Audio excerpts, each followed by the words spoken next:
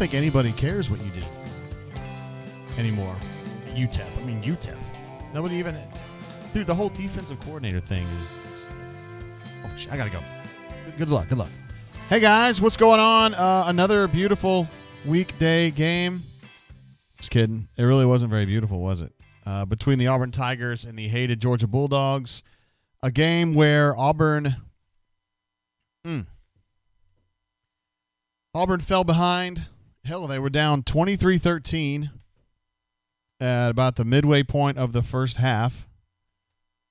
And then it stayed at 10 most of the rest of the game. And occasionally Auburn would get it down to 6, maybe 5, and then boom, Georgia pushed it right back out. And they just never really were able to make a push. And, you know, it's strange. The thing that I thought was the overarching raison d'être for this team was that it just fought all the time. And I don't necessarily think they weren't fighting today, but you didn't see that tenacity that we've seen. Even in the game the other day against Baylor, they were still getting after it. And I just didn't think there were long stretches of that game where I just didn't think they were getting after it. And that's very unlike the Bruce Pearl team. Let's take a look at some of the numbers that we've got going tonight. Definitely got some of our superstar badasses in the chat already, including Canoe Man and Pocket Watch have already super chatted. Canoe Man, there was the one he had before we even got on the air. Thanks for the midweek drain, Commodore. Absolutely, sir. Really, really glad to have you. And Pocket Watch, of course, another one of our all-star badass chatters, super chatters, bunkers, everything. Another character builder. We must have a lot now. This team has a lot of character. Yeah, I think that's fair to say. I think that's fair to say. Let's see if I have a sound for that. I don't know. Maybe I do. Maybe I don't. Just give it a laugh. Let's see. Ben says, your boy Flanny. I guess, are you talking to me? I mean, I like Alan Flanagan too, but I haven't been out here saying that I thought he was the greatest player ever to play or anything. I think you're getting me confused with someone else saying some stuff like that. Yeah, kind of a mess. Kind of a mess out there today, to be honest with you. Just getting some texts here. Sorry, some post-game text. I would love to be hearing what BP was saying, but due to broadcast rights, I'm not able to play it on our show, which is cool. That's kind of what they do. Brad E., you may know him as Easterwood from the bunker. This is bail money for your Hunt to Vegas trip. Probably mean Hunts Vegas. I am coming to Huntsville, as I mentioned on the show. I mentioned it kind of in passing last time, and then I actually worked with D. Lucky to get it set up nice and tight for next Wednesday. So it's going to be a week from tomorrow. Locked on. What up, bro? I thought you gave me the finger earlier about this show, and I was like, bro, if you don't care, that's cool, but I have to care. It's kind of what I do. Let's see. Reginald says, what was the score? It's right there at the top, 91-86. Georgia wins. I don't know how you could miss it. Right there at the top. And then, of course, I got the box score here on the right. So, pretty straight up. Hayden H says, what's up, JG? Rough game, but love the drain. Appreciate you, bro. The score is also here on the left, too, where we have the Auburn Tigers SEC schedule results and the Baylor game, which is not SEC. I am going to be going, like I mentioned, to Huntsville a week from tomorrow. And D. Lucky has posted some details on the bunker about that and where we're going to be hanging out. Obviously, I don't know a lot about Huntsville. I've been there. I love Huntsville. I love all of our Huntsville bunks. But, yeah, I don't know it very well. But I bet you D. Lucky's picked us out a good spot. Of course, the first comment, I think, was from Aubrey on the show, on the bunker, which was like, why aren't you going to blank, blank, blank? And I was like, come on, bro. The guy's out here just doing my stuff. And hold on, man. I got to come back to that. Stoop up. Appreciate you, bro. Keeping the streak alive, of course. I don't want you to feel pressure to do that, though. I mean, you're awesome anyway, but a lot to digest after that one. This is the type of game that separates the sunshine pumpers and the doom and gloomers, depending on how you look at this one. Absolutely. Definitely separate some folks there. Just a couple things that really jump out to me. Oh, we got another super chat coming through from Ben B, my man. What up, bro? Says, hell yeah, midweek. We love having midweek shows, bro. Oh, I know what I forgot to do. I got to put this on the bunker, don't I? I didn't even put the damn show in the bunker. That shows you how wobbly jaw I was about getting this out. Dang. I get in trouble if I don't do that. Seriously. You get certain people that get really upset about it. And honestly, it should be on the bunker. So just give me a second to put that up. And we will get more into what's going on.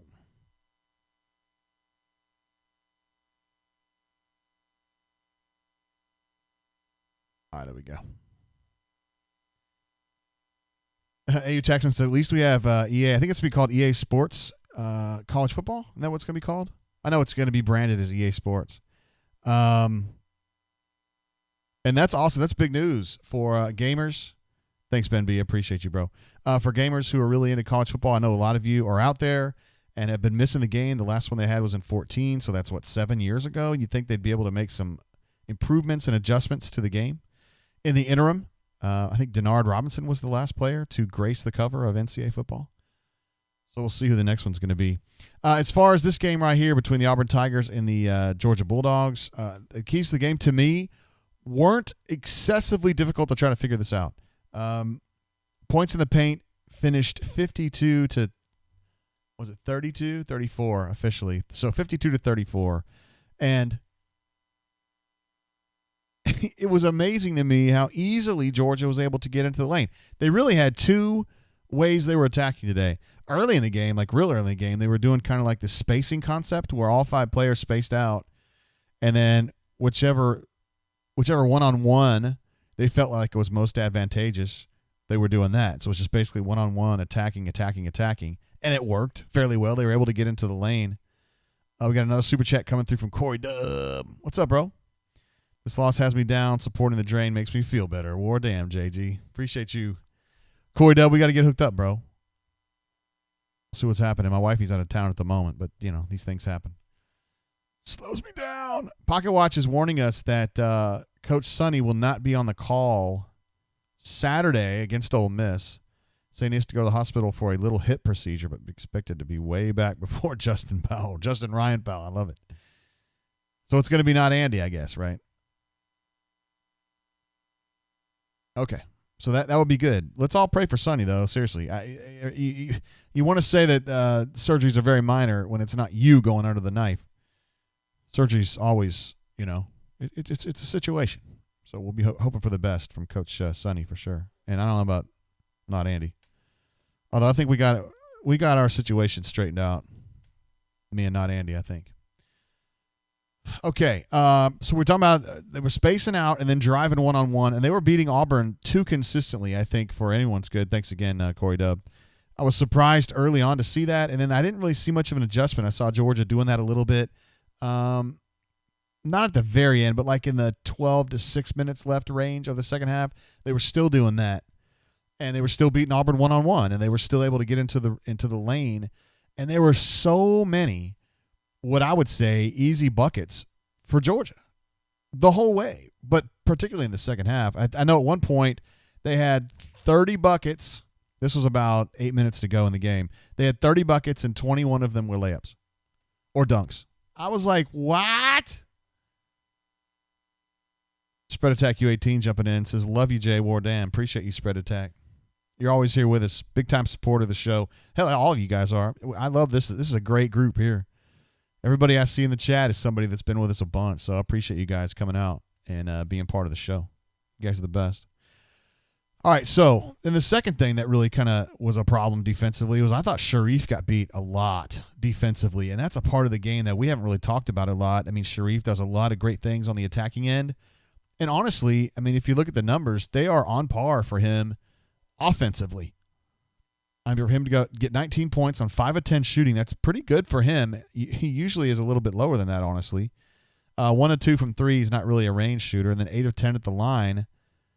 I mean, 5 assists, 4 turnovers. That's on par for him, really. But defensively, I thought it was a big minus tonight. I just thought he got beat a lot. And it looks like JT ends up with a minus 15. And he had another one of those games like he had 10 or 15 games ago, where he just seemed like he didn't know exactly what he was trying to do, what he was trying to be. 0 of 3 from three-point range, although I know one of those was really late. I think two of them were late. Two of the last four possessions were probably his threes just because he was the open guy, and they feel pretty good about it. But, just defensively, man, I just didn't think it was there. I didn't see the fire. I didn't see the passion, and I didn't see much individual greatness on the defensive end. Now, Auburn finished with 7 blocks, which is good. For a regular team, that's a tremendous night for Auburn. I mean, who's had a pair of 12-block nights. I mean, it's so-so. It's just kind of who they are a little bit. 3-point shooting again, messy. 8 of 27. They never have a good 3-point shooting night. It's like they either have an average night or a bad night. And 8 of 27, I wouldn't call it disastrous, but it's bad, and it never really supplements what they're doing. It's like they're going to attack with Sharif, and they need to do something else, and they don't have it because the 3-point shooting's not there. And then defensive rebounding was bad insofar as Georgia finishes with 13 offensive rebounds. They don't end up with a big advantage in second chance points. It's 14 both on that one, but just keeps those possessions alive. That's how they got 7 more shots. Gets you to the line more. And you think of Auburn as being a good rebounding and blocking team. That's what they do. I just didn't see that passion and aggression you normally see. And the guys that get tight, they got tight. Specifically, JT had a poor night. Flanny had another poor night. I think he's just trying so hard. He cares a lot. It's not that it does not have his head in the game. I just think he's just trying so hard to give Auburn a compliment to Sharif, and he's just not there. He's not able to carry the team. Ben says, JGT, they thought they were going to run through this Georgia team at home, just went through the motions. I have to agree, Ben, that it did. I mean, I don't like saying that about teams because it's hard to judge, but it sure looked like they were going through the motions, particularly on the defensive end. There was that one possession where Devin had a couple blocks on the same possession, a couple nice little swats, and then they went down on the other end and they missed a layup. And you just don't really think of a lot of great defensive possessions tonight for Auburn. Normally you do. You get some steals up at the top, some really nice rebounds. You didn't see it tonight. DFY jumps in here with a super chat, says, did Baylor loss impact us tonight, JGT? Absolutely possible. Although I'm sure they were a little beleaguered by the fact that they lost by double digits to Baylor, but they played well in that game. They had a bad stretch I'm talking about the Baylor game now, a really bad stretch from tipping off the second half to like 10 minutes left in the second half. I didn't think they were there. Defensively, they had disengaged or they weren't paying attention or whatever. And they let Baylor get out. I thought they were fighting hard. I didn't feel like there was much of a hangover from Baylor, honestly. They knew the stakes. They knew that team was really, really good, and they lost. And I thought they played really well in that game. I think this one, it's more like what Ben B thought. I think they pushed Georgia around a lot over there in Athens, 3 weeks ago. And, I think they kind of probably maybe subliminally, subconsciously thought, hey, we're going to do it again. And the truth is that Georgia's been playing better basketball lately. And, they used Wheeler was really good tonight. Let's see what he finished with. Severe Wheeler finishes with 13 points on 5 of 13 shooting, not so good, but 7 assists to 4 turnovers. And again, he was just getting in the lane all night long. And if you're going to let the opponent get in the lane like that, it's going to lead to bad things. I mean, it just is. Kuhneman says, is there anything better than a midweek brain drain helps take the edge off a rough loss? I can think of something that's better than a midweek brain drain. How about a picture of the lovely Summer Sanders, which, we discovered this the other day. Summer Sanders, I mentioned this on G-Pits last week, the former American swimmer who won gold medals at the Barcelona Olympics in 92. She's lovely, by the way. So, that would be better. But you can have both now. AU Storm says Jabari will be the best player you have ever seen in an Auburn jersey. Wow. I don't know about that, man. I mean, it could be. Auburn's got some Hall of Famers, dude. I mean, Charles Barkley, pretty good. And the Rifleman, I know we don't like to talk of him, but he was a damn good player, too. I do have some bourbon tonight, believe it or not. I know this is midweek and everything. It's kind of late, but I picked this up today at the ABC on Donahue in Auburn.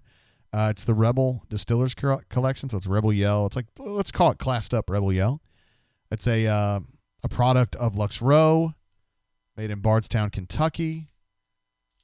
This is, I think, 113 proof. I'm not planning to get bombed or anything, guys. I just feel like, if we're doing a show, might as well be here. Cheers to you guys. I know Auburn didn't play well tonight, but still want to see what this tastes like. This is, let's see, this was barreled in September of 14. So I'm guessing it's more or less 6 years old. Kind of excited about this one. Cherry forward.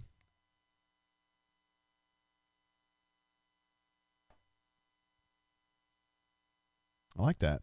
That's really good for what I paid for it. I think this is $30. Cherry forward, spicy, a little bit of leather. Probably has a little bit of it's definitely a wheated bourbon. It's trying to be kind of like Weller. It's sweeter than Weller. Very smooth. I think that's a pretty good pour. It's a really good pour. Let me finish a few more sips and I'll give you a breakdown on that. We got a super chat coming in from Blake R. Last name redacted. No, I'm just kidding because you can see it. Recently started watching The Drain, but I really enjoy it. Hey, man. Glad to have you, bro. Good to pick me up from the disappointment of tonight's game for sure. Really enjoy your humor and insight. Thanks, JGT. Blake R., appreciate you, bro. I'm glad to have you on board. Looks like Corey Dubb is welcoming you as well. Ben B says, don't get bombed, Ole Miss this weekend. I'm not planning on it, bro. Auburn is playing the Rebels in Auburn at 3 o'clock on Saturday, and we're definitely going to do a drain after that one. Ole Miss, in a general sense, has not been playing great. AU Taxman says MGP acquired Luxco last month. Interesting.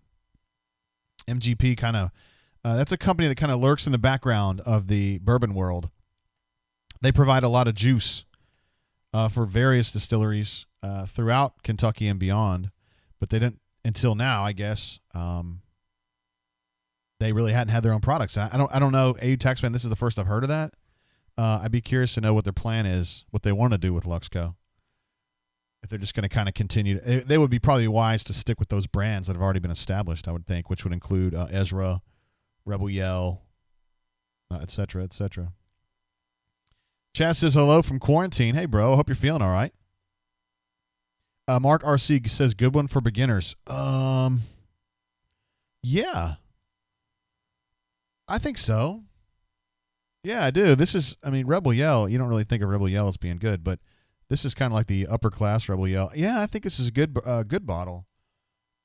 They only had one of these left at the ABC in Auburn. I don't get the sense that this is a really hard one to find, but I just happened to see it today, and it's one I hadn't had before, and gave it a shot. So, yeah, I think it's a good one for beginners. It'll set you back like 30-ish. But, yeah, it's good so far. For sure, for sure. Spread Attack says we need to get Ole Miss drunk tonight. Too many losses for me lately in all the sport ventures. Yeah. Prolonged Wealth. I want to get back to that Spread Attack. Prolonged Wealth says, have you ever done a live show during the game? Yeah, we did a couple of those early in the season, particularly for the Gonzaga game, as I recall, and it just doesn't work great. The game's moving too fast, and I can't really do any play-by-play. Now, for football, Spread Attack, thanks for kind of resetting there. We do live shows for the football games. That game moves a little slower. So, we're online and on the show live for all the football games. But basketball, we made the decision kind of as a group that it just goes too fast, and I can't really provide meaningful commentary that quickly. Because it's like old and outdated information by the time things change on the TV. That's kind of what we're looking at. Just some notes that I wrote down as we were moving through the game. 23-13 after 10 minutes is bad. Georgia got out to a great start, and I thought Auburn was kind of stagnant offense, no motion. And that was an issue throughout the game tonight. I just felt like Auburn didn't have that urgency. I guess that's the word you would look for. They just weren't fighting enough, I guess. Now, I'm not going to sit here and say they were lazy, as some people would. I don't think it's laziness. I don't know what it is. But the offense just didn't have that quickness that you've seen before. And can't blame Sharif. I thought he was kind of doing his thing, but I said not repelling the lane drives. We talked about that earlier. Georgia was getting into the paint way too easily today through a variety of means and methods we talked about earlier. I put Wheeler so quick. Severe Wheeler, their point guard number 2, he was just beating people off the dribble all night long. And if he's matched up with Jamal or JT or whoever, like, okay, whatever. But he was doing that against Sharif. And I think of Sharif as being he's extremely quick with the ball in his hands. So why wouldn't he then be quick on the defensive end? I don't know. But, he took some losses defensively in the Baylor game, which is fine. Baylor's really, really good. But I don't know if Georgia's guards are that great. But Wheeler beat him tonight. Put down Al Flanagan, too aggressive on the ball. And we mentioned that earlier today as well, that he's just, BP said, I think 3 games ago, we have got to have someone that steps up and provides a compliment to Sharif. Someone in here has got to do something. And I feel like Allen in his ears heard, Allen, you need to be that guy. And he doesn't have to be that guy every night. But he's trying to be that guy every night. Tonight it was Jalen. I thought Jalen had a fine game. He had some back-to-the-basket buckets. He had a couple baby hooks. He had some threes. Had a couple mid-rangers. Thought he had a nice game. Finishes at 21 points on 9 of 14 shooting, which is outstanding. 5 rebounds, 3 blocks. I mean, that's an A-plus game for me. I mean, that's exactly what you want from Jalen. So we'll go through and do letter grades here real quick. Jamal, I thought Jamal played well, honestly. Had some – you look up and he had 6 rebounds, which is pretty good for what he's doing. I felt like there were some rebounds that he could have had that he didn't have, but whatever. 13 points on 4-11 shooting. 2 of 8 from 3 is kind of 3 or 4 at the line. Probably give him a B. He wasn't the problem tonight. Sharif, I thought, was really good. We mentioned his numbers earlier, but defensively got hit pretty hard, so I would probably give him a B-. JT was just not there tonight. I just didn't see it. Al, 12 points on 4 of 8 shooting doesn't look terrible, but 4 rebounds is not terrible. So many out-of-control plays. I don't know. I don't understand it. This is not him. Jalen Williams, I think he was an A tonight. Javon Franklin didn't play enough for us to really assess. Chris Moore was solid. 5 points in 14 minutes. Probably give him a B. Maybe a C+. Babatunde's not playing very much these days. 8 minutes. Probably not enough to judge. Devin had some really nice defensive plays. He was probably the only guy that had any notable defensive plays. But 12 points on 3 of 7 shooting. I'd give him a B. And Dylan, not much tonight. Probably a D. You expect to see Dylan kind of pop up a little bit more. So, I don't know, man. When I sit here, look at this. We got a young lady by the name, with the last name Tate, jumping in the chat for the hot Commodore. You're very sweet. I'm not hot, though. The temperature is chilly in here, as you know. Well, you're not here, but you could assume. Stupup says stretch was awful. Yes. This is not a good game for him. He only got 8 minutes, though, so we don't want to jump in too much, but yeah. Oh, wow. We get a super chat coming in from this young lady. Thank you, Courtney Tate. I had no idea you worked at KinderCare Halcyon Park, but that's great to know. Wow. Spread a text says, hey, Courtney. Easy, buddy. Nah, I'm just teasing. I'm going to be honest with you. Before the show started, I was not able to hear the music that was playing, that we play, that I normally have it pumping through my earphones. So I'm going to turn Skype on, but it is within the realm of possibility that I will not be able to hear Skype, in which case we could not take calls. I had no way to test that before the show started. So I'll tell you what, I can actually test the sound like I would normally do before I came on the air. We'll just see what if we hear that British chick. Skype call testing service. Yes. After the beep, please record. No problem with Skype, so we're good on that. I guess it was just the music. So anyway, Skype line's open if you guys want to call. If you don't, I understand that as well. It is Tuesday night. Auburn did lose. Hey, Skype is working, and we've got AU Storm 20 on the line. AU Storm 20, what up, bro? What up, JG? How you doing, man? I'm great. I'm glad to have you on our lines again, although wish it was under better circumstances. Yeah, last week I was kind of saying everybody calm down. Well, I can't really say that this week That's what happens with a young team, at man. all. They don't stay in Yeah. shape. They don't stay in form very long into time. Yeah, I think we're seeing a common theme these past couple games that's being exposed by some. Yeah, I wouldn't say Tom Crean's like a great coach, but he's pretty good, and you know he's got some pretty well coached teams of the past 10 years. But these teams are being a lot more physical with us down low the past week or two. And I think you're starting to see that. And I think it's starting to take a toll on these guys a little bit, especially down low. The rebounding, young guys such as Flanagan, Cambridge, Sharif, even Cardwell is trying to tip the ball to themselves instead of going out there and grabbing it.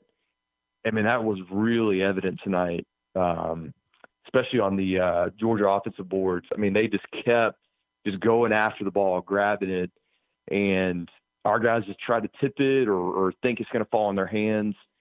And I don't know if that's just because they're worn out, they're tired, they're deflated, they just think it's going to come easy to them.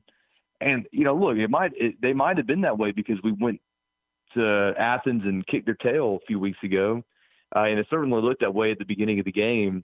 But, man, it's just been a common theme recently of just guys being a little more physical with us. And hopefully, they'll hit the offseason and get a little bigger for next year. And that's, I think, part of the plan. But it's very evident right now, especially on the boards. Yeah, surprised, honestly, to see Auburn struggle that much on the boards, which is somewhere where they don't usually struggle, Storm. So I wasn't expecting that. No. I think it also has a lot to do with we got long guys who love to go after and block shots, do chase down, backside blocks, and teams are starting to see that on film, and especially tonight with Wheeler. He never hardly went up for the layup. He was always dropping it off to the next guy on the block or kicking out to the corner.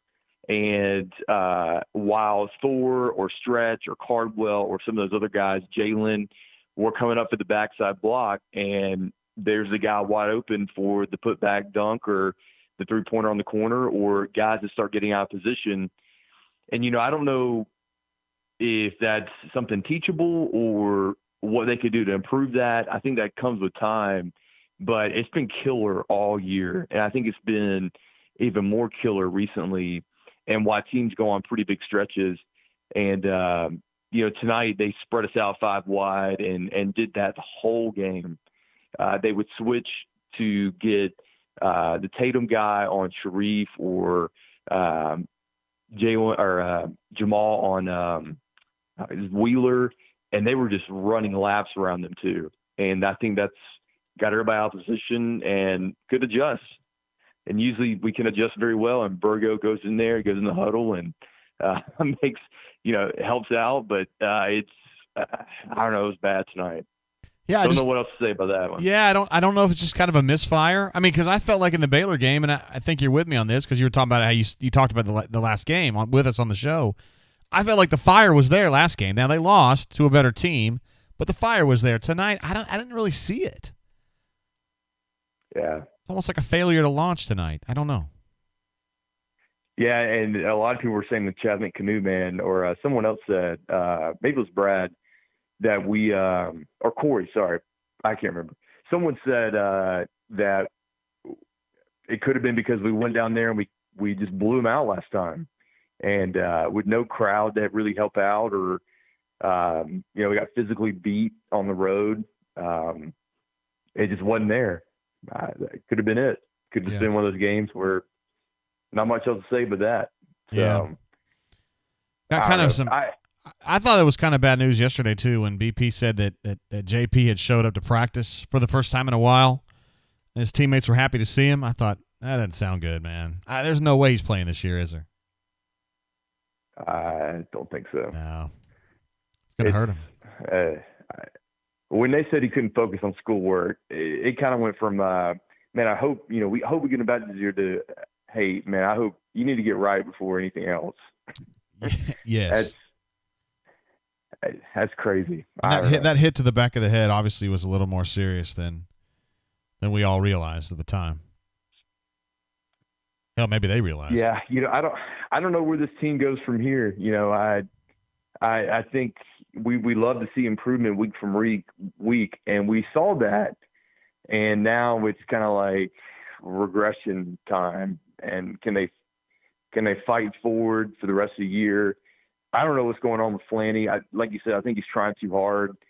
At some points, it looks like he's got the yips. I mean, he's missing wide open layups and pushing a 2R off the backboard underneath. And, I don't know. I just want to finish this season on a positive note moving forward.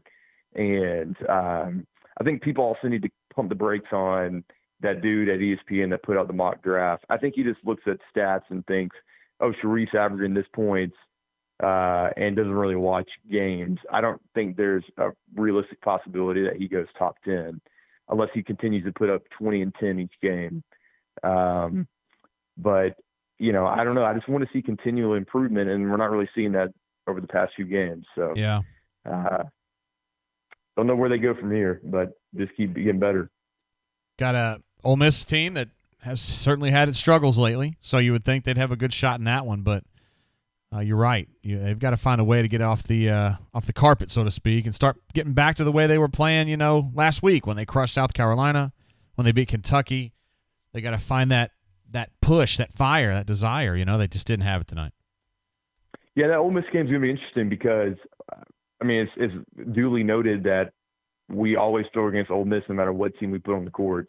And last game, it was no different when they were in the 1-3-1, and we just did not have a single ball handler out there. So now that we got Sharice, it's going to be interesting to see how they come at us defensively, and if we can produce anything on offense, because that was the biggest key in the last game and the reason why we ended up, falling way behind at the very end and couldn't produce anything. So I think it's going to be an interesting matchup. And look, someone said earlier, Bruce had a character building moment in the locker room with this team after the game. I fully expect for them to come out next game with their heads on fire. At least that's my hope. And so I really hope they come out and at least show something. Give us a little hope, because we need to get behind this team and these guys moving forward. And if they come out there and continue to lay those eggs, it's going to be hard. I like that positivity, Storm. Just come out there and keep fighting, and the folks are going to have their back. Yeah, but you can't do that back-to-back games or 3 in a row. So we'll see. Appreciate you calling in. You're always a great call, football or basketball, but particularly basketball. And it's appreciated, brother. Thanks, man. Love me some hoops. We'll see you. See you, man. Bye. There he is, IU Storm 20. Appreciate you, bro. Great caller. Always brings up some great points. Something that just happened in the last couple minutes. Coach Brian Harsin put this on the Twitter, which, as you know, means there's been a commitment one way or another. Now, who we have known, he put one of those. Let's see, he put up 4 yesterday, and we know that at least one of those was a silent commit. And that may be what's going on here. I'm not able to kind of keep up with exactly what's going on, but it's signing day eve, of course, for football. Something we're going to talk about here in a second. And this may be some good news for Auburn right there. It's kind of like that's the bat signal when it comes to Auburn recruiting. Auburn, of course, picked up 11. I'm talking about football here for a minute. Picked up 11 signees in the early window. They can sign up to 25 total. We think tomorrow they're going to probably end up getting out of the day with probably 7 new ones, 6 new ones, something in that range. And then at least as far as we know, Hunter, the tailback out of Mississippi that's choosing between Auburn, Mississippi State, and Iowa, we think he's going to make his decision known later in the week, maybe Thursday or Friday. I can't remember. So that's another one that might be adding a little bit later. And then Oscar Chapman, the punter, who played basically as a walk-on last year, even though he's really good, from Australia, he's going to be put on scholarship too, so there's another one. We still believe that they're going to be going into this next period, the next 4 months, with 5 scholarships to pick up, which means they can kind of get out there and think about the transfer portal and whatever. I mean, they as Brian made a point, and you guys really needed to listen to the rundown that we put up about 4 hours ago and had J-Head on with us today. J-Head, obviously, you guys know him from the bunker. He's a really, really thoughtful, introspective poster who knows a lot about recruiting. In some cases, he knows more than we do about recruiting, honestly. Broke it all down for you. And it was an hour-long show. Really not a lot of fluff, though. It was coming on. Blake R. asking about Tennessee dropping Whiteout Rock Taylor the other day from up near Anniston, which is a tough deal, man.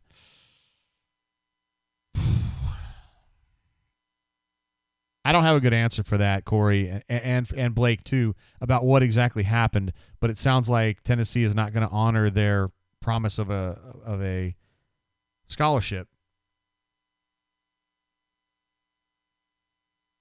So I don't know what to make of that directly. That's probably something that Jay Lee would know more about. I don't know if things have changed here in the last 30 minutes since we jumped on the air. Brandon T says he listened to the rundown and thought it might have been the best rundown. Yeah, again, it was an hour long, and it was Jay Lee. Mostly, it was Jay Lee, Jay Head, and Brian talking about recruiting and explaining things, and in a lot of detail, but not so much that you would get your head swimming over a bunch of names. They were just kind of explaining the decisions on all these kids and what Harson's looking at. And they, I tried to take the novice approach and say, hey, man, Auburn lost a player, Trevin Wallace, to Kentucky probably. I mean, yikes, dude, this is football. Auburn shouldn't be losing kids to Kentucky. Some other things that went on in recruiting, just kind of being a devil's advocate. And I thought they had great answers to kind of explain my skepticism about certain things that have gone on. I'm sure these are a lot of things that you guys have thought too along the way. I mean, Jay Lee's kind of prepared us that this signing class in football, at the end of the day tomorrow or whatever, is going to rank somewhere that no one on the bunker is going to be satisfied. I don't know if it's going to be number 20, if it's going to be number 30, if it's going to be number 40. It's going to be somewhere in that range, and it's below what you would expect Auburn to be recruiting at.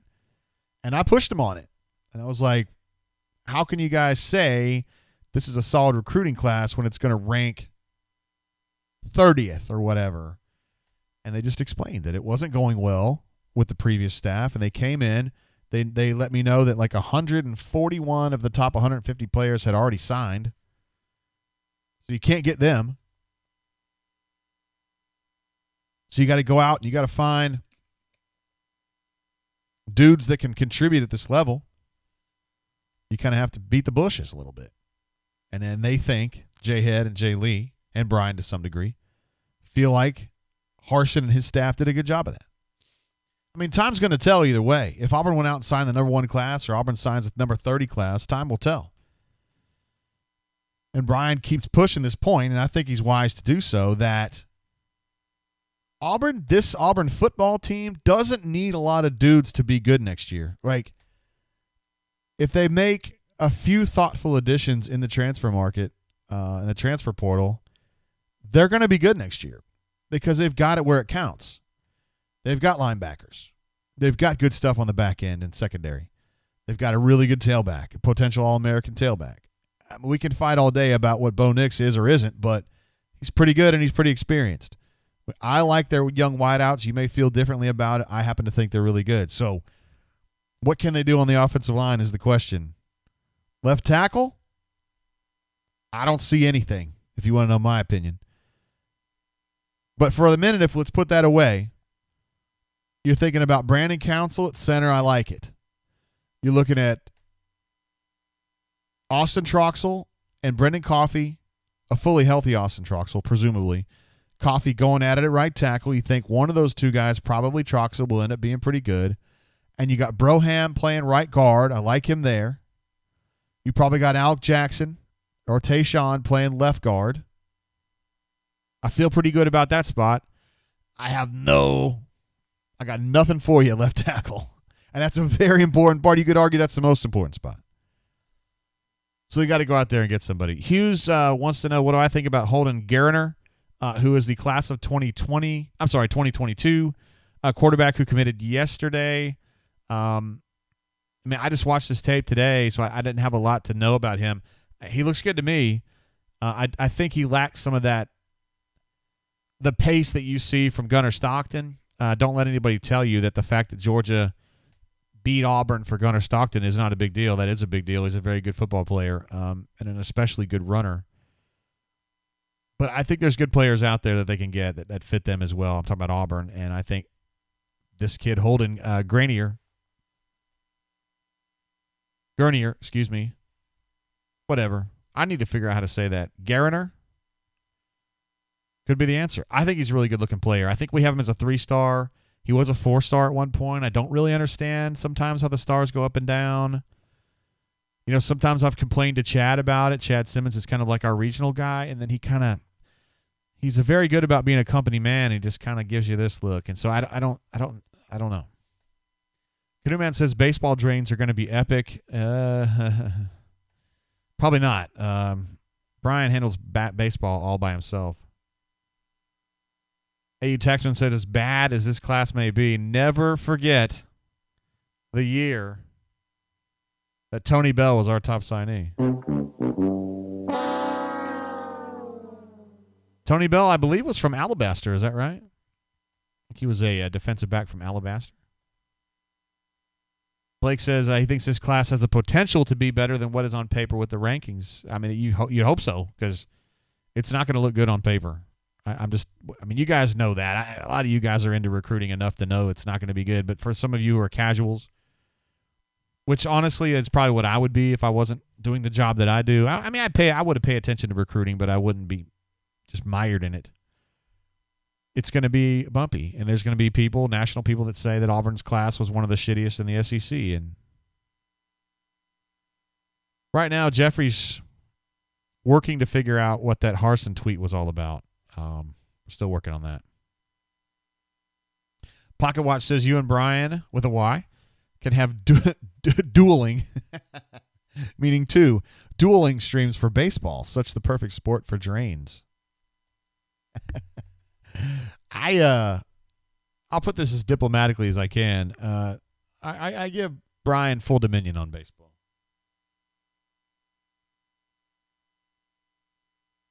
Brian has a passion for baseball. Brian has a great relationship with Butch and Carl and Gabe and all those guys, Tim Hudson, that are behind Butch. And so he just kind of goes with it. And it's a great program for him to just put his nose into and stick with it, because Butch Thompson is an absolute badass. He is the Bruce Pearl of baseball. I'm convinced of it. He's already gotten Auburn to the College World Series once. And there's definitely a lot of optimism about this coming season, because they've got a lot of dirty dudes. I mean that in a good way. BP4IU says, any chance we can still land Gunner if we can get him on campus? If you're asking me my opinion, I think that ship sailed. And I honestly don't think that Bobo – I just think that the kid's relationship with Georgia is way too strong. It's just my opinion. I mean, I could be wrong, and if it is, I'll recant and tell you I'm wrong. But I don't think so. And the fact that they moved so quickly on Holden Gurnier tells me that, they kind of had this set up, and that Mike Bobo already had kind of a pecking order. And he was ready to move on. Corny says, can we get the Harsin tweet news here instead of on the bunker? Are you trying to get me killed, Corny? If I say anything on here that hasn't already written fully on the bunker, I get in trouble. Corey wants to know if Bobo can improve Bo's mechanics. The 21 season depends on it. Yeah, I think it would be better to just kind of work on Bo about his positioning.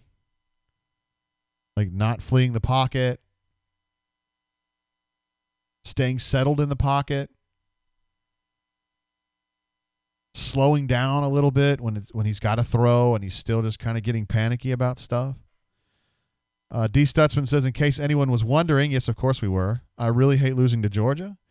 The good news is I think Lieutenant Pete Mitchell had tried to troll everybody on the board by saying that Georgia is Auburn's daddy, and that's that. But even with this loss, Auburn has still won 6 of the last 8 against Georgia in basketball, so I don't know about that. Ben B says, so when we make the College World Series in baseball, which they did 2 years ago, Will you do drains for some good bourbons? Well, of course. I mean, we didn't do drains back then, so if there's big things going on, hell yeah, man. I wish we kind of, I don't think softball's going to be good enough to do that, but I wish we were doing drains back when Auburn went to the Women's College World Series because, hell, that was a lot of fun. Stephen L. says, JG, do I need to super chat for a hey? Hey, Stephen. What up, bro? Glad to have you. Appreciate you being part of the show. You're almost always in the chat, so it's appreciated. Call me Biscuit. Gunner wanted to announce until after we hired Bobo as a family favor. Interesting. Biscuit. What's up, brother? It's been a minute. Cast and Blast says, who knows, maybe Davis comes in and takes over sooner rather than later. Talking about D.D. Davis, the young man out of Houston who had one hell of a high school career there in the state of Houston. And even when Auburn had the changeover in coaching, he was like, I'm going to Auburn, and that's that. So much respect to Demetrius Davis. Dual GR says, smash that thumbs up. Thank you, sir. We need more. 17 is not nearly enough. I know we don't have a big crowd tonight, which is cool, but AU Taxman is actually prescient with this one. Says, Lieutenant Pete is trying to be our new local vertical. I banned a local vertical, like Lifetime banned him, just for general ass hattery. So I would not be surprised to learn. In fact, I would be surprised to learn that he hadn't come back under a new name, and that sounds like the perfect one. He's definitely doing that. Alex B says the Oilers going to beat the hated Senators of Ottawa this evening. I sure hope so. What time does that game? When does Stick meet Puck? I haven't watched them since the last time I watched the Oilers play was like 2 weeks ago and they lost. It pissed me off. Although my soccer team that I care about, they won 7 or 8-0 today. It was great. Pretty fired up about that. NHL. They're not. Oh, they got. Hold on, bro. The Oilers and the Senators just kicked off. I don't know what the phrase is. I don't think it's going to be on a channel that I get. RSNO and WPCW. Those are probably not channels I'm getting. If they're not on NHL Network, it's probably not going to happen. Maybe I could get that NHL Center Ice, though. It'd be fun. Hayden Harris says, keeping Tank was a huge part of this class. Oh, hell yes. Yes. That's huge. You think they're really kind of light on tailbacks anyway right now, right? Because right now you've got V8 Blazin and you've got Tank. And I guess maybe you could say Devin Barrett. I mean, uh-oh.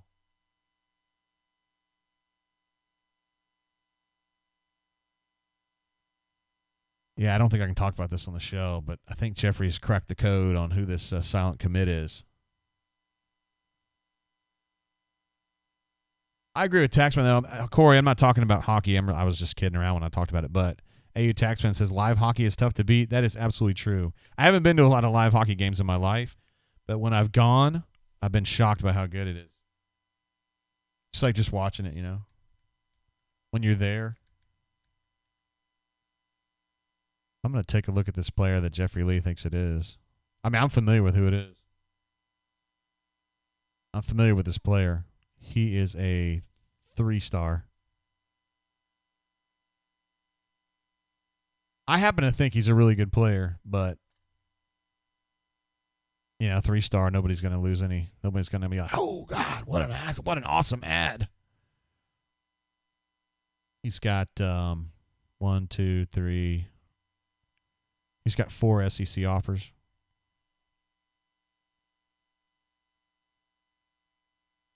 If that's indeed who it is. Stoop Up says it would be great to go with our 6-star snapper. That is actually true. According to one of those snapper, special teams sites, they listed him as a 6-star recruit.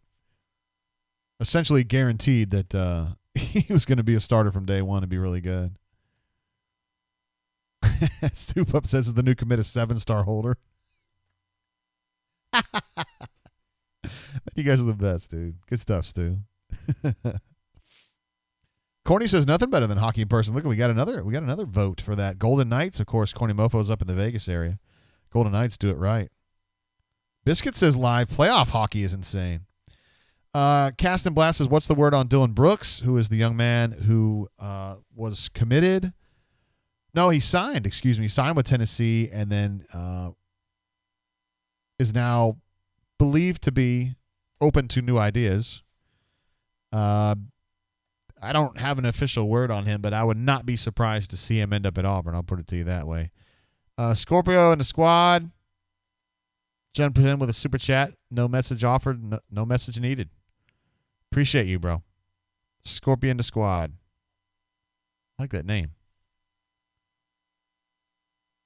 Also, somebody mentioned this earlier in the show, and I didn't, but I'm going to do it now. I'm jumping on with the guys from the War Report tomorrow night. I believe it's at 8 o'clock Central, and we're going to do some video chatting about signing day and just some things to do with football. I hope you guys, when you're not on the bunker and you're not watching this show, I would strongly recommend that you take an eye or take a listen. Keep an eye on or take a listen to the guys at the War Report. That's RAPPORT. I think they do a really good job over there. And they do, shows, and they break down Auburn stuff and whatnot. So keep an eye out for that. I'll definitely put a link on the bunker when I go on tomorrow night. Blake Robinson thinks that Tennessee is doing Dylan Brooks wrong as well.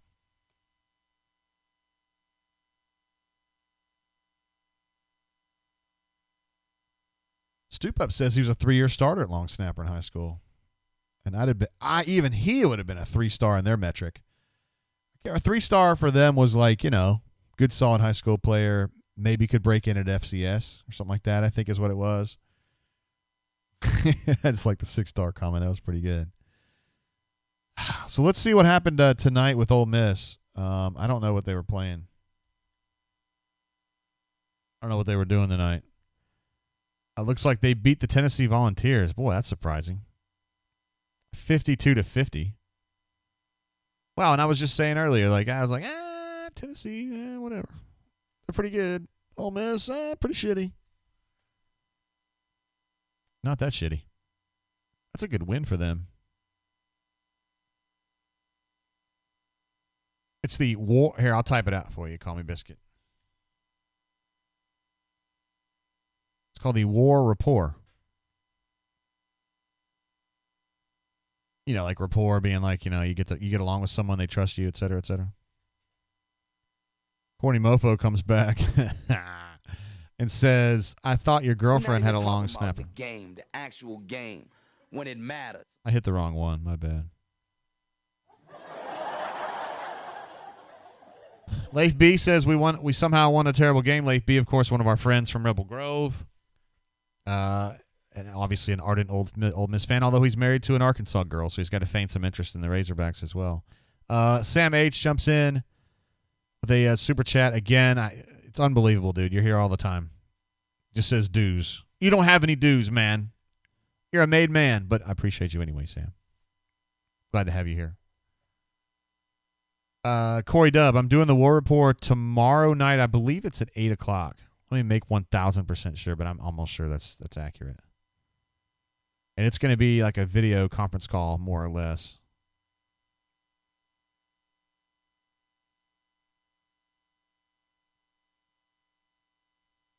I still think it's true. Able to see it there.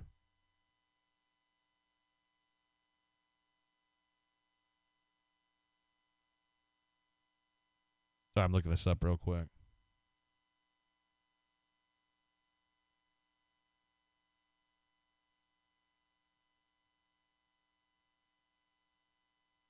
Yeah, 8 o'clock. 8 o'clock Central Time tomorrow. So it'll be similar to this show. I'll be in one pane like this, and then, they'll have some other guys.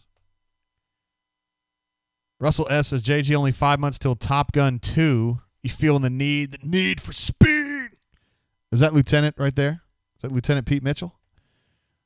In the flesh? What's funny is that I named, when we got our new pug, well, he's not new anymore, but when we got him in August of 2019, I named him Maverick, of course, after the character in Top Gun, that is Tom Cruise's character, because the movie was going to be coming out soon, and I was like, it's kind of cool. And then COVID happened, and now the game's been delayed. The movie's been delayed again. They're trying to get the summer blockbuster out. Going to try to do that again, re-rack it. And my dog's like getting to be an old man. He's got gray hair on his face already, and he's named Maverick, and the damn movie hadn't come out yet. Trying to understand what you guys are talking about with Bailey. Oh, Bailey says Auburn is terrible. Oh, okay. All right, guys, do we need to bam him? I don't like people that come in here and start acting negative. Although Alpha Tiger can do it anytime he wants. He says, sup, Swoogans. Swoogans. You think we've given BMAT enough time? I think we have. I'd be curious to hear what he has to say about what BP said after the game.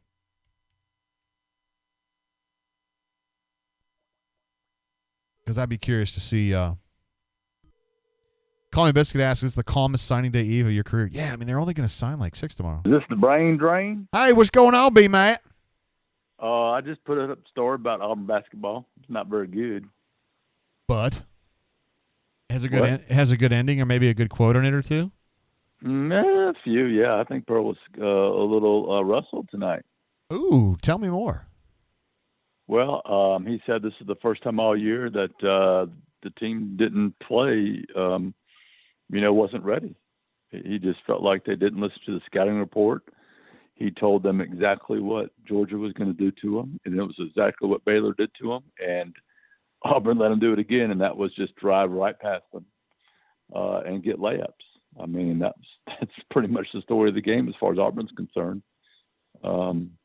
Georgia really controlled the paints and the point, and most of that was on layups and dunks. And the thing that Pearl said was interesting. He said most of their drives were to the dominant hand, and that our players didn't really pay enough attention to the scouting report. So I think it's going to be some rough practices this week, and I would expect a response from this team this week. And I think it's Ole Miss at home, if I'm not mistaken. Yeah, it is. We were talking on the show a little bit earlier that we just thought this was a failure to launch game. They just didn't. They just never really started. I mean, they got down by 10 early, and then they got down to 5 at the very, very end. But it was pretty much 10 the whole way, Yeah, it was. Even when Auburn would make a run, Georgia would go right down the court and get a couple layups. They had 24 layups, 2 dunks, and 13 offensive rebounds. And they out-rebounded Auburn. And Auburn is a bigger team than Georgia. So there were a lot of things that point to a team that just did not come out and play their best. But on the other hand, I would say this is exactly what you would expect from a young team, right? They'd already beaten Georgia earlier this season handily at Georgia. They were maybe a little tired from playing a couple road games the last few weeks, and they just didn't come out with that intensity you need. You can't be at 90%. You got to be at 100%. And I thought Georgia just took the game to them for most of the night, and that was the difference. Sam Howell from the chat says, BMAT makes me fall asleep. Does he do audiobooks? Only late night audiobooks. Yeah, I'll put them all to sleep. Corny gets a little bit weird. He says, I can imagine spooning someone that sounds like him. That is very weird. I don't know how to respond to that. Wow, I don't know. I don't know either. I hope that's one of our bunker ladies. just fingers crossed on that. Dude, everybody was listening to the rundown today. Loved you getting shit on about Grindr. That was pretty funny, man. That was a good one. That was an entertaining rundown. I mean, that was full of all sorts of stuff. Yeah, we had some folks jump in and say it was a really interesting rundown. Well, I mean, we had a lot. It was a very thick hour too. Like, there wasn't a lot of bullshit. And I've got a special surprise already in store for the next rundown. Oh, really? I was going to do it for this one, but I didn't get it ready. But I will have it ready for next rundown. Is this going to be some no nanner pudding? No. It's not a food related item. Although I am making nanner pudding this weekend for the Super Bowl / Liverpool Man City Sunday. That's going to be a fun day. Is there going to be a beat writer shindig or something? No. Not in the COVID era. Nope. Oh, yeah, of course. My bad. So just be me and the fam, and hopefully they won't give it to me. Hey, going back to basketball a little bit, what do you think? Yeah. Or do you think something's going on with Al? I mean, I'm not saying he's hurt or anything, but it just seems like he's pushing too hard right now, B-Matt. Like, yeah, it seems like the last couple of games he hasn't played well. And I don't necessarily know, but they count on him to be their best perimeter defender, right? And when he's getting beat, I think he gets frustrated and maybe he doesn't play as well. That's just a guess. I don't know if that's true, but I don't know that there's anything necessarily wrong with him. Maybe he's a little tired because he's played a ton of minutes all season. Yeah. But Auburn's got some pretty good guards, and they were just driven right past all night long. I mean, it wasn't just Allen; it was Sharif, it was whoever was in the game. I mean, JT Thor getting blown by a few times. I mean, it was a rough night. I couldn't point to anybody who played good defensively. Jalen had a good night offensively, which usually is a sign that Auburn's going to win. But yeah, it's just, what happened tonight? Well, I guess you just kind of regroup and face them. They got Ole Miss Rebels coming in this weekend, 3:00 on Saturday. So yeah, no, I think Ole Miss came back and beat Tennessee tonight. They did. I don't know if we talked about it in the rundown, but I think you mentioned that there was talk about maybe them, packing it in for the season. But it looks like they open those bags back up and are ready to play a little bit. So yeah, that'll be interesting. The other thing I'd like to point out is Chris Moore continues to just make shots. I mean, that kid's going to be good. And I'm not sure if maybe, I don't know, maybe he's not ready to start, but maybe another rotation or two, because Jamal Johnson, I think he's kind of, I don't know, leveled off a little bit or maybe taking a step back. I don't know. He just, well, he had a good game today. He had a decent game. Yeah. I mean, he was I think he was, what was he on the plus minus? 0. So he was flat, okay, which is pretty good for this team. I mean, Moore was +8, and the only other plus was a +3 from Cardwell. But I don't know. Jamal sort of cooled off on his 3-point shooting. I'll go back and look at the thing, but he was 2 of 8 tonight. Let me see if I can pull it up real quick. Hey, by the way, Call Me Biscuit says, tell Brian to call from the current location on all calls going forward. You sound great tonight, buddy. Oh, sweet. All right, 2 of 8 tonight from 3-point range. 0 of 1 against Baylor. 0 of 4 against Missouri. 1 of 4 against South Carolina. So he's been struggling from the perimeter, and that's his game. I know he's improved in other ways, but he's got to shoot well from the 3-point line to really be an effective player for Auburn. It's just not happening right now. So maybe it's just a slump, and maybe I'm being a little too hard on him. But that's another area I think to watch going forward. All right, brother. I know you want to get to sleep, so we're going to give you some time to lay in your bed and get that oxygen going. And yeah, I got to get my rest up for signing day, man. Yeah, it's a big day. I know you got a lot going on tomorrow too. We're going to sign probably 6 or 7 tomorrow, and it looks like Brian Harsin just put out the bat signal just moments ago. I mean, that's like I think it may be 4 bat signals without an actual commit yet. So I guess they're all going to be revealed tomorrow. It all will be revealed. Yes. All right, B-Matt. Appreciate you, bro. Thank you. Peace out. See you, man. Bye. I need to play his official sound. I love this so much. If I come in here look swole and big and strong and tough, y'all gonna give me that award, right? Love it. B-Matt. Because we're always teasing him because he gets his exercise through walking. And me and Jay Lee do some other stuff to kind of get a little bit stronger, but B-Matt doesn't care about that. He looks like a green bean, and he's always like, I don't need to get big. I don't care. So I play that little clip from Allen Iverson for saying, if I get big and strong and all swole and tough, you going to give me that MVP award? My phone is blowing up tonight, you guys. Dang.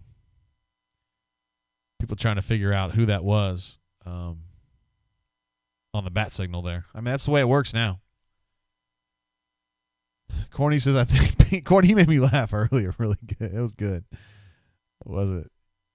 Oh, I said something about we had a good thick hour on the rundown, and Corny says Jay had a thick hour. No wonder the AA gave a super chat. Dude, if that's why she's super chatting me, we got a problem because she ain't with me. She's working remotely today, somewhere else in the state. So, Courtney, if there's something I need to know, now would be the time. Maybe we can have her call in. Spread of Texas, Jay loves AI. I sure do, man. I absolutely. It's raining 3 stars. It's raining 3 stars. Oh, hallelujah. It's raining 3 stars. Corey says Jay Lee is losing those pounds now doing the fasting deal. He'll be lean in no time. He is really caught on that. Like he thinks this is going to be a really brilliant idea. But if you heard the rundown, he was talking about his breakfast regimen. That doesn't sound good to me. I mean, if you're in a weight loss mode, he's talking about frying up some sausage and 3 fried eggs and bread or toast and all. I was like, does not sound like it's in line with someone who's trying to lose weight. But I mean, I don't know. It's different for everybody. Blake R says, son, your ego is writing checks your body can't cash. Quoting Top Gun there. I was watching a show today called World War II from Space. I love World War II stuff. And, we always think about, the landings, Omaha Beach, Utah Beach, how hellish those were, and they were. But, man, we had a lot of battles in that World War that were absolutely hairy, man. You talk about Saipan, you talk about Midway, Okinawa, some of that stuff that was going on in northern Africa. Those battles near Stalingrad. Shoot. I don't know. I was like concentrating on that in the later half of the afternoon today. I was just like, when I start thinking about that stuff, it's hard for me to get out. Just to think about how terrified you'd have to be. But you knew it had to happen, You're like, I don't know. I wasn't trying to change the thread there. It's just. Paul Schaefer says, AU Taxman, says Paul Schaefer, formerly of David Letterman's show, wrote that song. It's Raining Men. It sounds about right. Battle of the Bulge, Brad Easterwood's talking about, another gnarly World War II. Gnarly World War II battle. So there were a bunch of them. And it's also amazing to me how much intelligence came into that. When you're reading the books, you hear a lot about the fighting, and man, that was really, it was very important stuff. But we don't win that war without some great intelligence work. Both, intelligence and science work in undermining the U-boats and also understanding when Japan was going to be doing to Midway and us intercepting their cables, I guess, and breaking their code. We did some serious work behind the guns, so to speak, and all the things that our country did to produce all those tanks and trucks and battleships. I don't even think that, like, I don't. Yeah, Enigma Code's another one. I think a lot of people, it's your random people, kids that are like 20, 30 years old. I don't think they realize the effort that took, And you guys are talking about Saving Private Ryan, which is one of the all-time greats, man. It's really hard to watch, but it's required viewing, I think, for all Americans. A lot of sacrifices made, and not just people that died, and there were a lot of them. Just saying. Much love to all of our friends in the armed forces who go out there and have saved our ass for generations. Make it so I can do shows like this and we can enjoy things like this. Rob P says, really any of the Pacific battles, especially New Guinea and Tarawa. I don't know that one exactly. Always trying to learn a little bit more about it.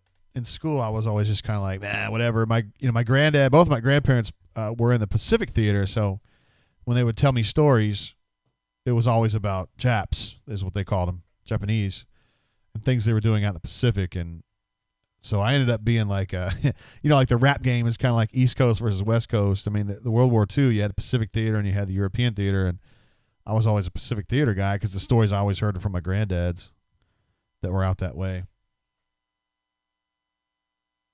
One granddad was a radio engineer on bombers and then another granddad worked on a destroyer, sailing here, there, and everywhere out in the Pacific.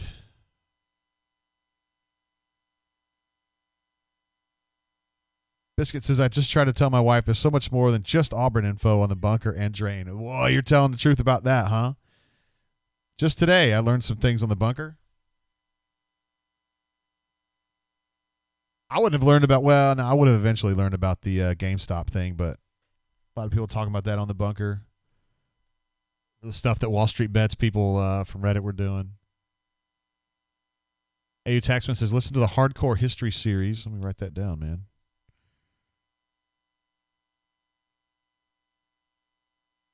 Hardcore History series on Supernova in the East.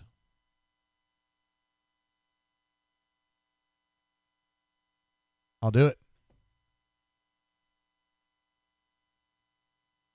Boy, I hate to hear that. Saying Rob P. talking about Tarawa was a very high casualty Marine invasion. It seemed like they were all high casualty out there. Heck, in Okinawa, we lost more than they did, even though we won. I think the last two big fights we had out there, we lost in terms of casualties. We lost, although we ended up taking the land. Iwo Jima and Okinawa were brutal. Bidby says his granddad was a mechanic on a U-boat.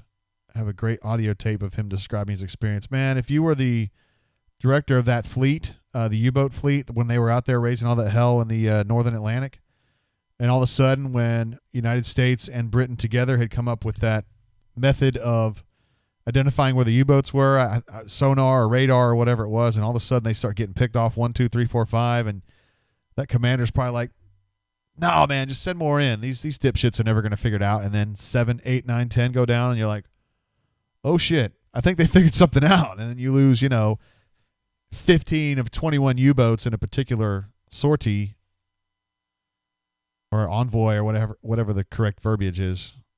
That would be really sobering, wouldn't it?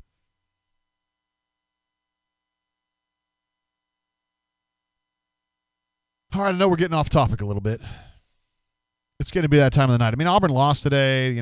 We've kind of described what happened and what went down, and took a few good calls on that. AU Storm 20, of course, jumping in with us with some good stuff, and then BMAT coming in. He's awake and alert and oxygenated properly. He's bipedal. So, that's good. And then we've got signing day tomorrow. Again, Auburn has currently 11 kids signed. We think they'll add probably 7-ish tomorrow, although maybe what Harson's tweeting about tonight could push it up to 8 or something like that. You never know. And then you got Oscar Chapman, who needs to go on scholarship as well, so we were anticipating them being at about 20 by the end of the week.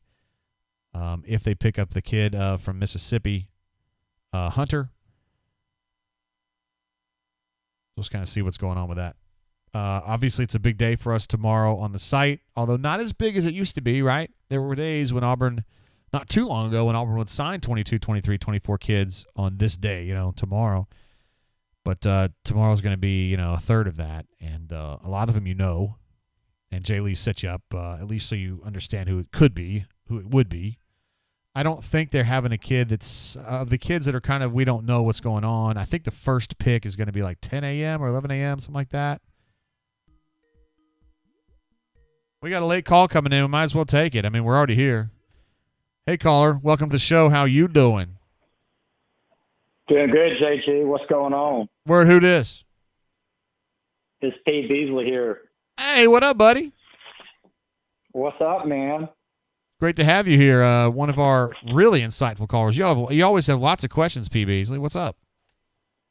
Well, shoot. I've got a couple tonight after watching these past two games. Yeah, let's do it. Well, I've just been watching a little basketball, watching the Arkansas game right now. Looks like Arkansas is taking it to the Bulldogs.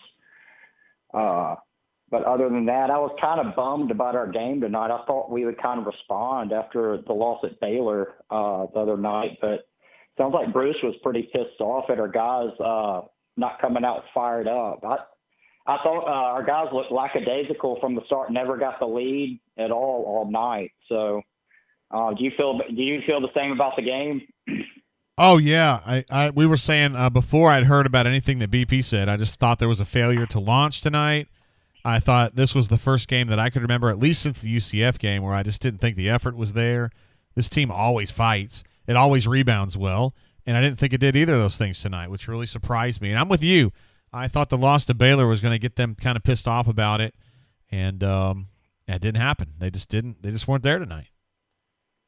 Oh, especially at home too. But I guess we looked a little fatigued after going on the road the past couple of weeks, and I think you look at the young team we've got. I was watching Thor and even Sharif, some of the guys that don't have a lot of experience. I think you're starting to see the fatigue of the season.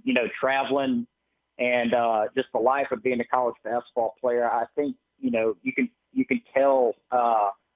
Maybe another year of all-season conditioning for some of these guys will eventually pay off next year. But I think you see it right now, especially with the freshmen and even some of the sophomore guys, even guys like Stretch. Their conditioning, the mental lapses.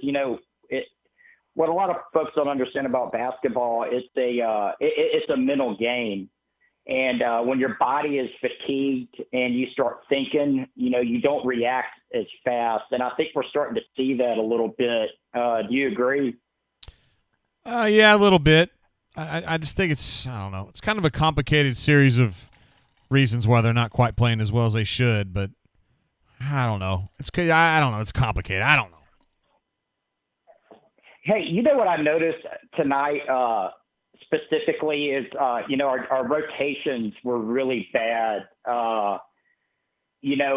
Georgia was kind of able to get to the rack at will tonight from the perimeter. Their drives, they were able to take guys off the bounce and get to the rim. And I think, Thor got a little beat up tonight. He's got such a, you can see the potential in some of these guys, but just getting beat off the dribble like that, it looks like they need to strengthen their lower body.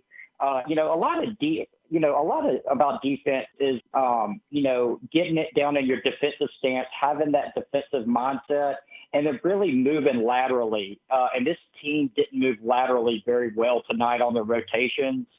And it looks like they were a half a step slow. Man, I just thought Georgia was able to attack the rim. And, we lead the country in block shots, and usually our defensive rotations are a lot better.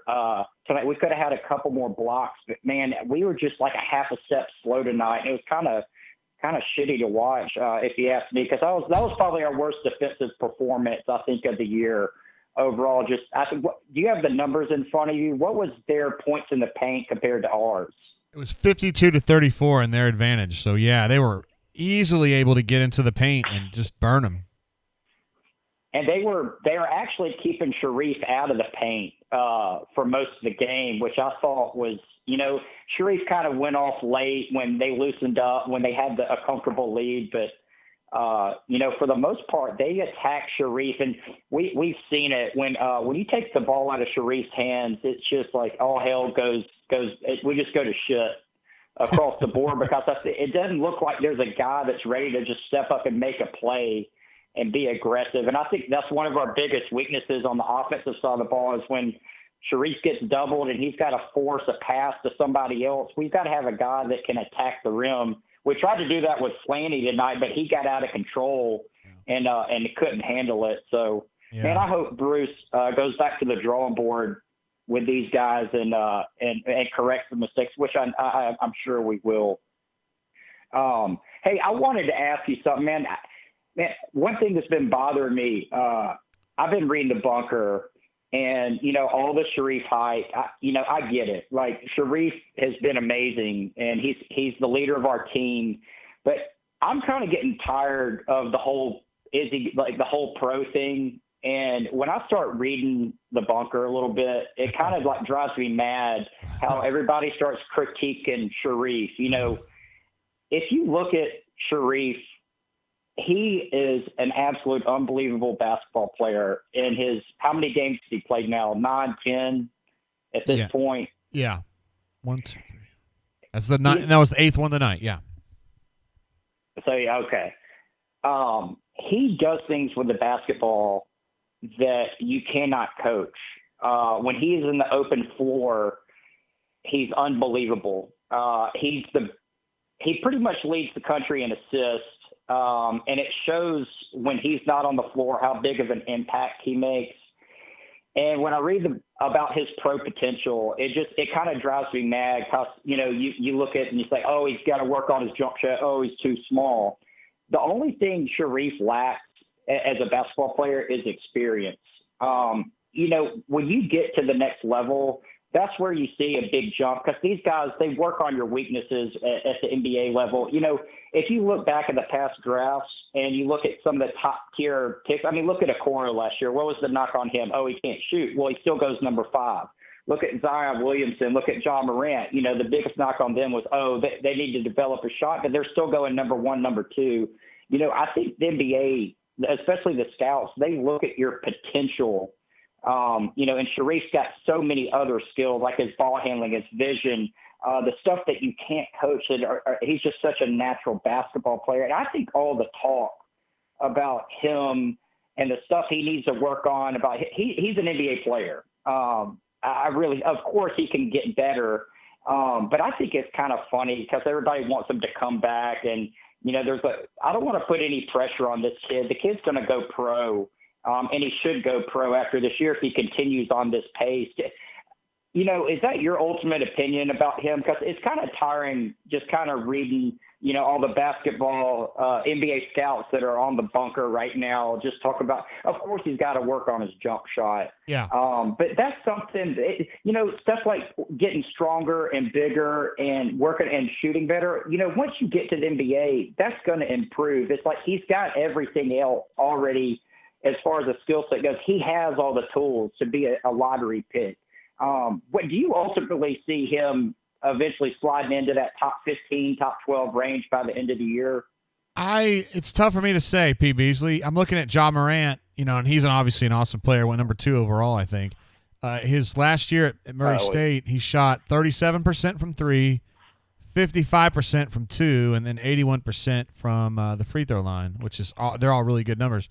Sharif right now is at 20% from 3, 47% from 2, and 81% at the line. So that 3-point shooting percent is way off where it should be. 20% is just not good enough, man. Right. And so I not to mention John Morant can just dunk over 7-foot centers, and his explosive ability is just kind of your athletic. They're going to draft you based off your athleticism, which Sharif has, but he doesn't have the elite explosion.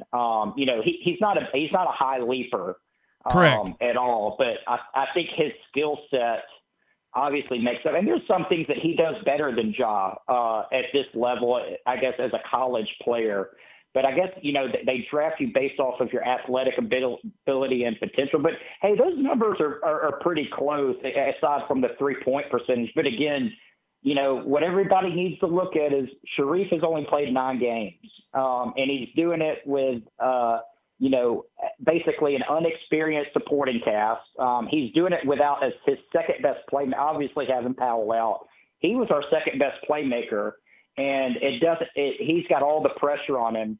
And so I just think, he's going to have tough games, but overall it just looks like he's an NBA guy just based off his skill set. I just think it's funny. I just want the guys and all of the Auburn fans, I wish we could put down the talk about the pro stuff. It'd be great if he came back. Let's just enjoy the ride that we see every day with him. We've only got a couple more games potentially of him wearing an Auburn uniform, and it's been such a pleasure to watch. And obviously, if he does decide to go pro and he ends up being a top 12 pick, top 15 pick, that's just going to boost our, Bruce's recruiting long term. So that's just my 2 cents on, right. For the bump. I just wish more of the guys would enjoy it, and I would rather focus on, hey, why is he going to be a good pro than, hey, he needs to work on this, he needs to work on that. But yeah, guy, it's such a pleasure to watch him. Yeah, he's a bad man. All right, P. Beasley, we love having you on the show, bro. You always have lots of good stuff to say. So, all right. right, JG. Hey, enjoy signing day tomorrow. I know you got a big day. Thanks for letting me come on late night, and hope you have a good rest of your week. All right. See you, bro. Appreciate you. Bye. Bye. Yep, signing day tomorrow. It's going to be a big day. Well, not really. Not as big a day. But it's good. I mean, for rivals, it's a big deal, and, you kind of have to play this game of, is the site going to go down? The site got slow today. Forums got a little slow. Admin got a little slow. I got a little nervous. I was like, why is this happening? I started thinking, it's going to be that time of year, isn't it? I am told now that they were tidying some stuff up.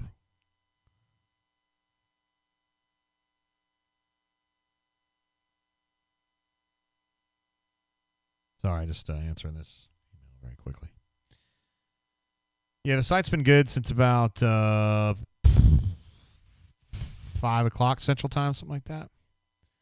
AUBKV says this is AUBKV signing on. AUBKV then says this is AUBKV signing off. Gone. All right, we'll probably wrap it up there, guys, though. Seriously. It's getting there. It's a little bit later. We've been on an hour and a half for an Auburn loss. That's good stuff. I do want to thank our callers. AU Storm 20, B. Matt. We had a chance to talk to him. He sounded fully oxygenated. That was good. And then P. Beasley here finishing it up for us. And Russell S.'s calf game is on point. I hope he's talking about my calf game. I got the biggest calves of anybody I know. I think I'm kidding, but I'm not.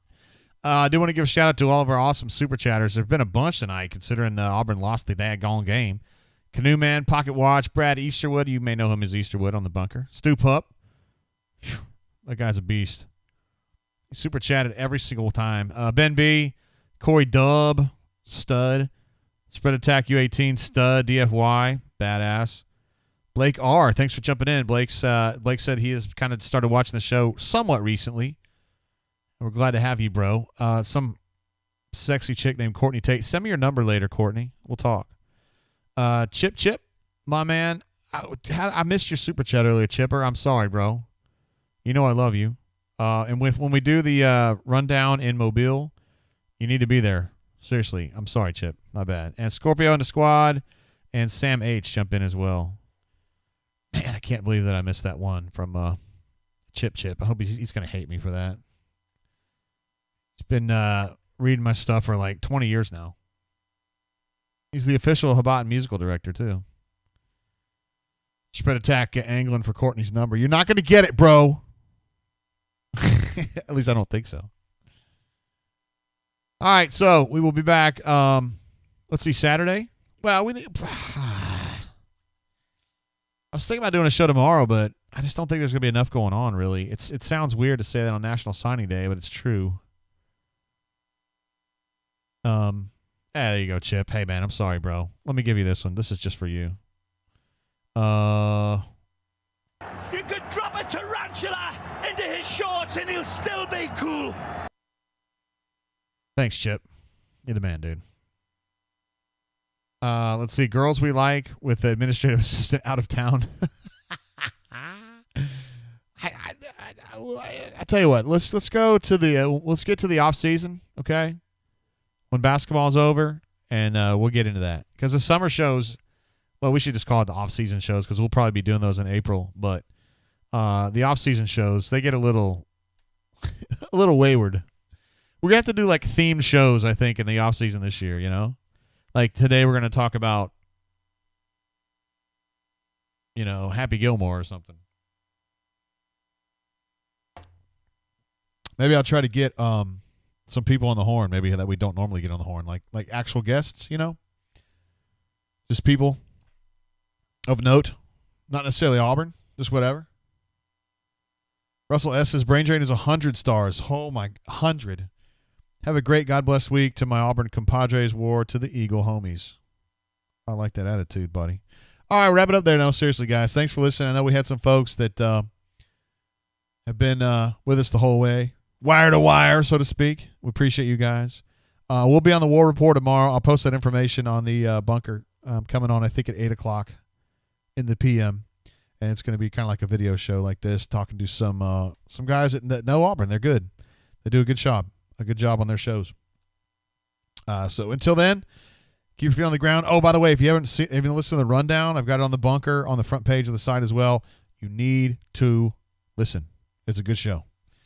Till I see you then, keep your feet on the ground. Keep reaching for the stars. Make great decisions out there. See you guys next time. Peace.